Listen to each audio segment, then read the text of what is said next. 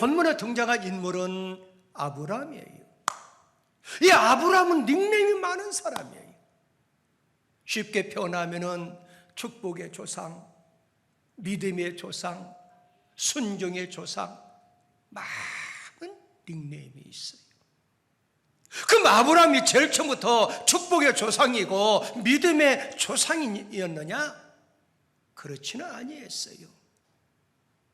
여러분, 아브라함이 처음부터 믿음의 조상이 된 것이 아니라 여러분과 저처럼 많은 실수를, 거듭해서 많은 실수를 범했어요.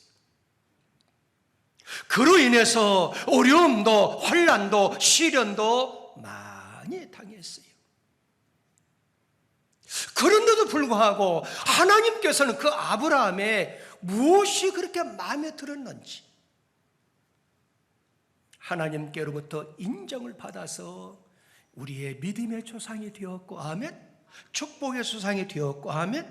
그럼 어떻게 해서 그렇게 됐냐 그 말이에요. 여러분과 제가 가지고 있는 이 성경책에는 아브라함이 축복의 조상, 믿음의 조상 된 것을 확실하고도 명확하게 기록하고 있습니다. 그 말씀이 어디가 나와 있을까요? 오늘 본문 창세기 15장 6절에 보면은 한번 읽어볼까? 시작. 아브라함이 여호와를 믿으니. 여호와를 믿는 것. 여호와를 뭐하니? 믿으니. 그 다음에 시작. 여호와께서 이를 그의 의로 여기셨더라 그랬어요. 현실에 하나님 앞에 한두 가지 잘못한 것이 아니에요. 여러분과 저도 아브라함처럼 많은 죄를 범해왔어요. 어떤 면에서는 머리에서 발끝까지 많은 잘못투성이에요. 그럼에도 불구하고 우리의 구원자 되신 하나님께서, 할렐루야, 그 하나님을 나의 아버지로 모시고 믿었기 때문에 여러분과 제가 하나님 앞에 나와서 회개하고 자복하면은 믿는 자들의 잘못을 다 용서해 주시고 그것을 의로 여기시는 하나님인 줄 믿습니다. 여러분, 하나님의 은은요 변함이 없어요. 하나님의 은은 영원한 거예요.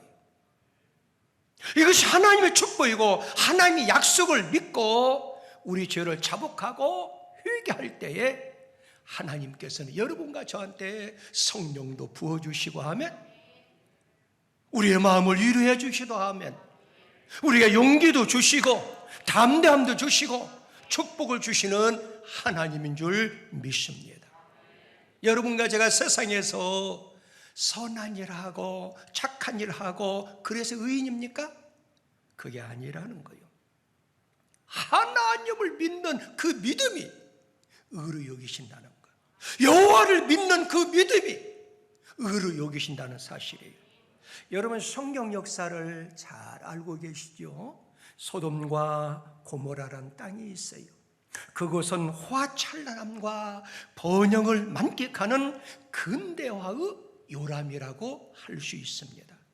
그것은요, 돈도 모여들고 세상의 명예도 모여들고 세상의 권력도 모여들고, 그리고 사람들이 모여들었으며 차마 눈 뜨고 볼 수 없는 타락한 현상들이 그 성 안에 가득했어요. 그러나 그곳에서 아무리 찾아도 의인이 없었습니다. 수많은 사람들이 있었지만은 단 몇 명, 의인 10인을 찾으려 해도 그곳에서 찾지를 못했어요. 소돔과 고모라 땅 멸망의 그 이유는 과연 무엇일까요?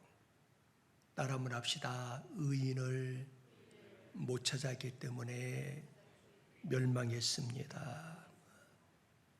여러분, 성경 역사를 보면은 그토록 아브라함이 의인을 세우고 하나님 앞에 호소하면서 그 의인을 줄이고 또 줄인 숫자 의인 10사람 없기 때문에 하나님이 심판하시고 하나님이 멸망을 시켰어요.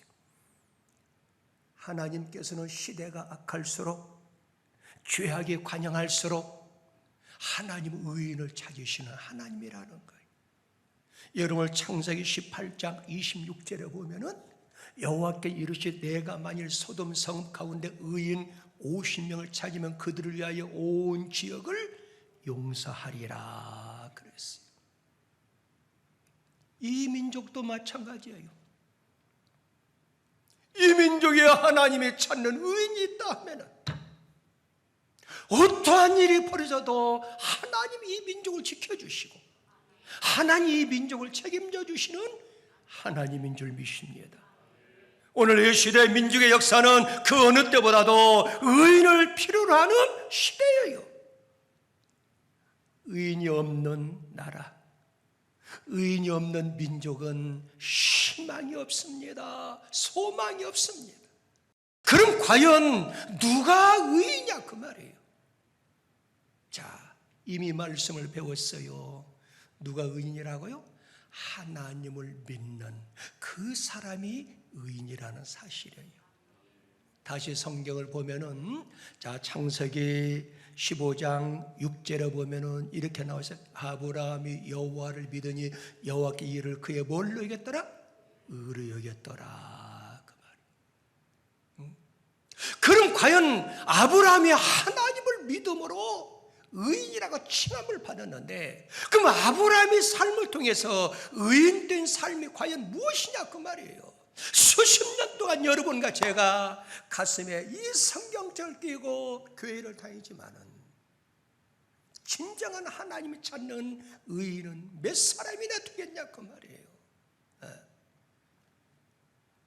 여호와의 말씀에 따르면 합시다. 의인은 순종하는 삶입니다. 순종하는 삶이에요.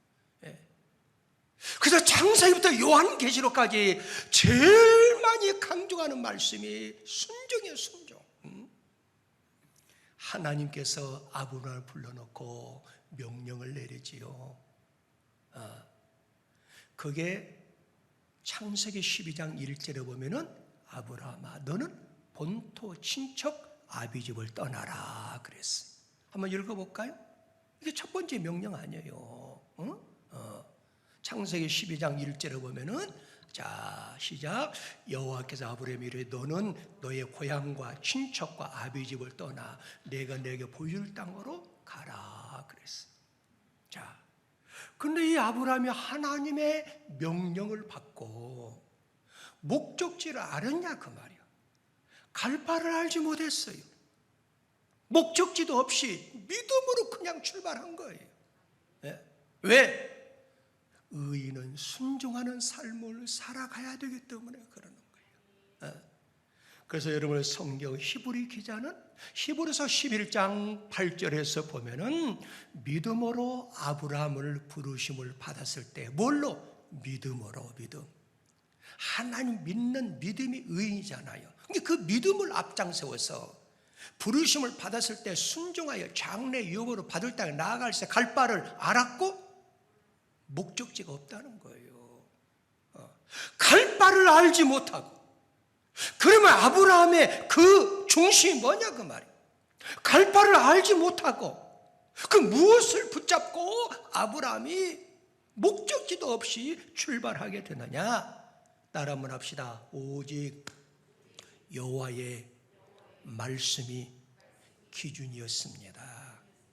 오직 하나님의 말씀을 붙잡고 나갔다는 거예요. 목적지도 없이 갈 바를 알지 못하고 오직 하나님의 말씀을 붙잡았다는 거예요. 그 말씀에 창세기 12장 4절에 보면은 시작 이 아브라함 여호와의 뭘 따라갔고? 말씀을 따라갔고 그랬어요. 여러분과 제가 여기서 주목할 내용은 본토를 떠나는 아브라함은 갈 바를 알지를 못하면서 여호와 하나님 말씀이 그의 삶의 표준이 되었고 기준이 되었고 교과서가 되었고 나침판으로 삼고 떠났다는 거예요. 여러분, 아브라함의 본토는 어디였어요? 아브라함의 본토 친척에 사는 곳은 갈대아 우르였습니다. 그리고 여러분과 제가 잘 알다시피 갈대아 우르는 그 본토는 우상천국, 우상천국의 도시예요. 그 본토는 옛날 풍습, 죄악의 자리, 어둠의 자리라 그 말이에요.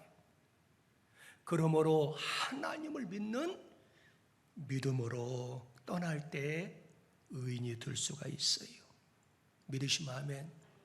이 민족도 이 국가도 살 수 있는 비결은 여러분과 제가 하나님을 철두철미하게 잘 믿고 본토인 죄악의 도시, 어둠의 도시, 우상의 도시, 다시 말씀드려서 하나님을 섬기기 어려운 그 장소에서 일어나야 된다 그 말이에요.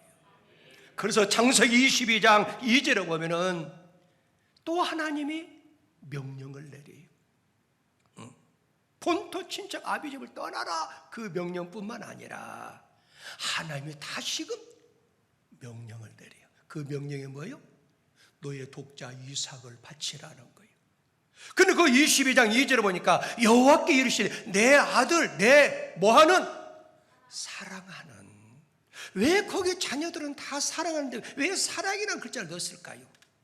그것은 얻을 수 없는 아들을 얻었다고 말. 몇 세 얻었어요? 100세 얻었잖아요. 그래서 더 그것을 더 강조하기 위해서 사랑하는 독자 이삭을 데리고 모리아 땅으로 가서 내가 너에게 일러준 산 거기서 그를 뭘로 드려라? 번제로 드려라 그랬어요. 여러분들, 이 말씀을 지키기가 심히 어렵습니다. 그래서 의인이 되기가 쉬운 게 아니라는 거예요. 모리아 산으로 가서 거기에 번제로 드리라는 거예요. 누구를? 따라 한번 합시다. 사랑하는 아들을 드려라. 여러분 한번 상상해 보세요. 아브라함의 심정, 그 아빠의 심정이 과연 어땠을까?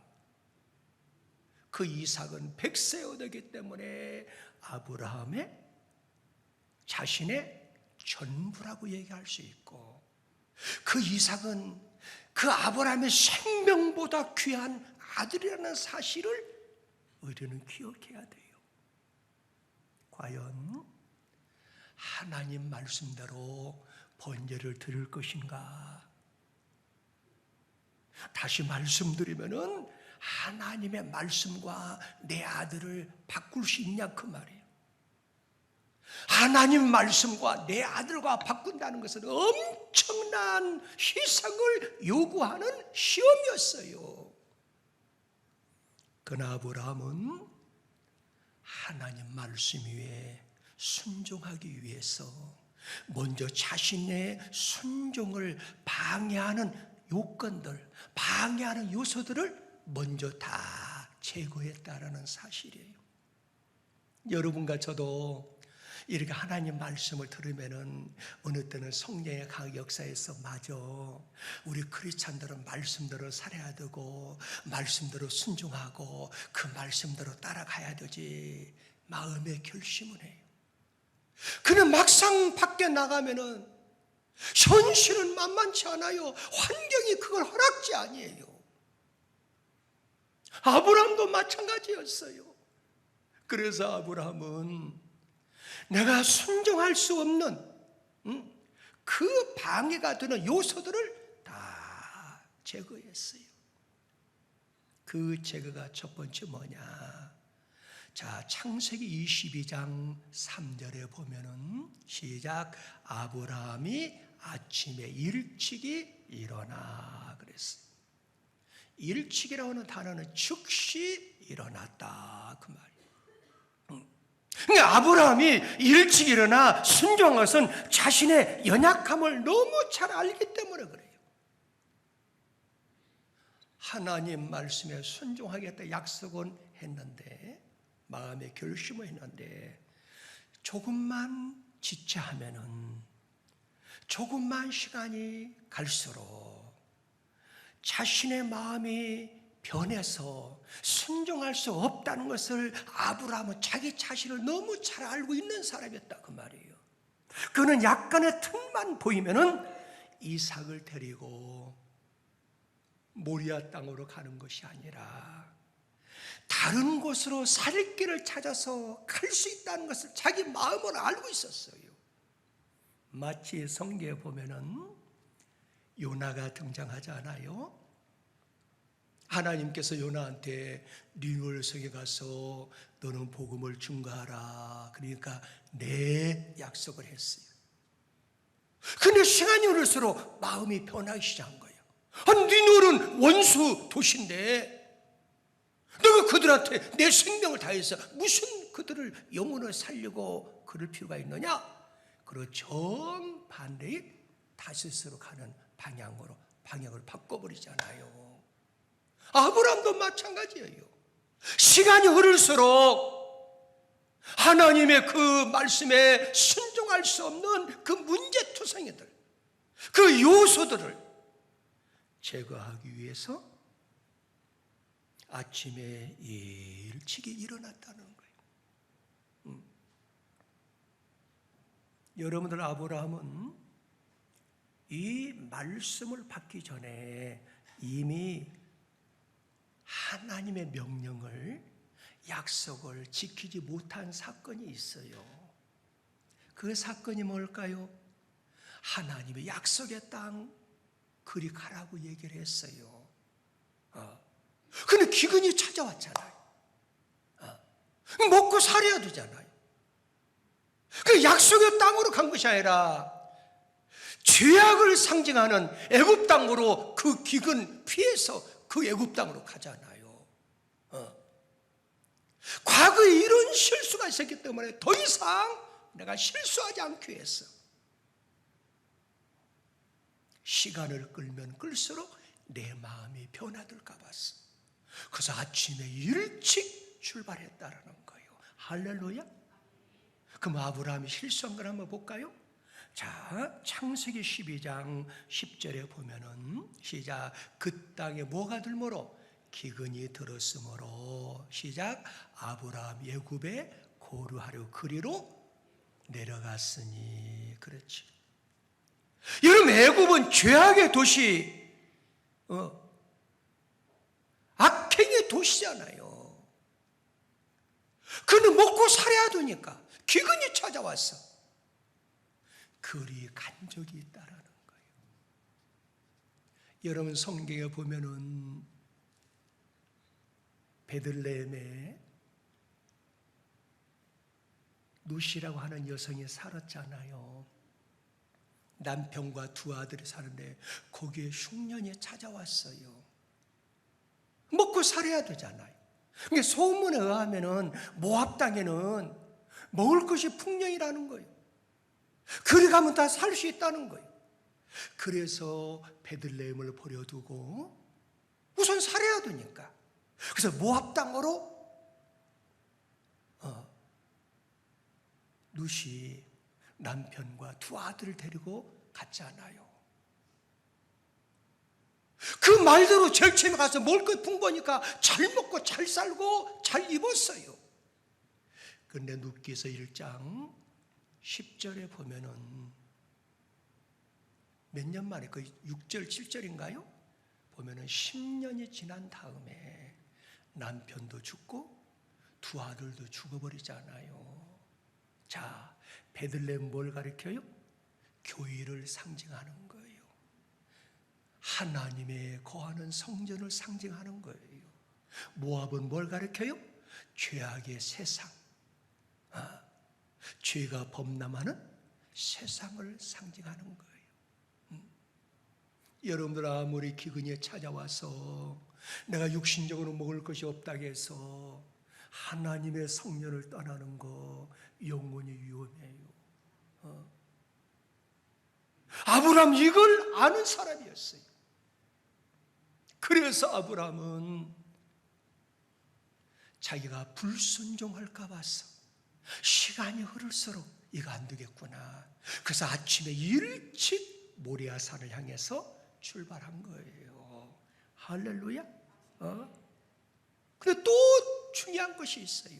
자, 막상 시간을 끌면은 내 마음이, 내 결단이 식어질까 봐서 일찍 출발했는데 막상 모리아산에 가면은 아들을 잡아서 번제로 드려야 하는데 나무가 있냐 그 말이에요.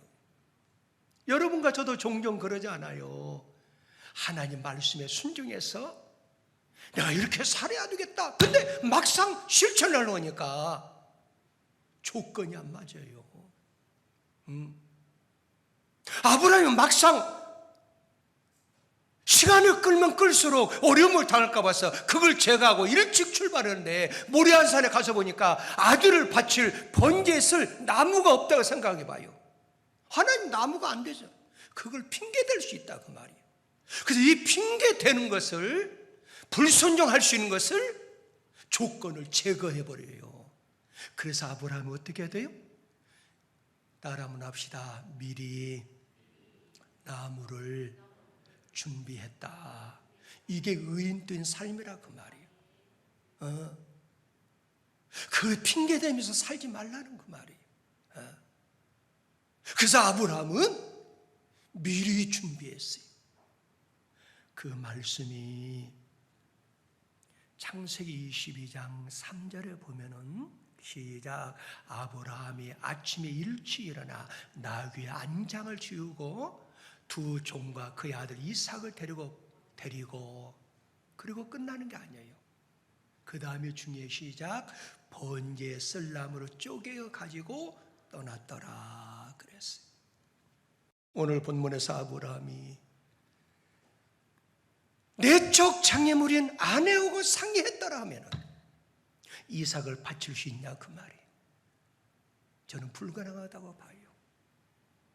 그래서 아브라함은 가장 넘기 어려운 장벽, 아내와 상의하지 아니하고 홀로 그는 외롭고 결단의 그 과정이 너무너무 힘들고 실천하기가 외롭고 적막하고 아마도 고독했을 거예요. 성경어들을 보아도 아내와 상의했다는 말이 전혀 없어요. 그 길은 외로운 길이에요. 고독한 길이에요.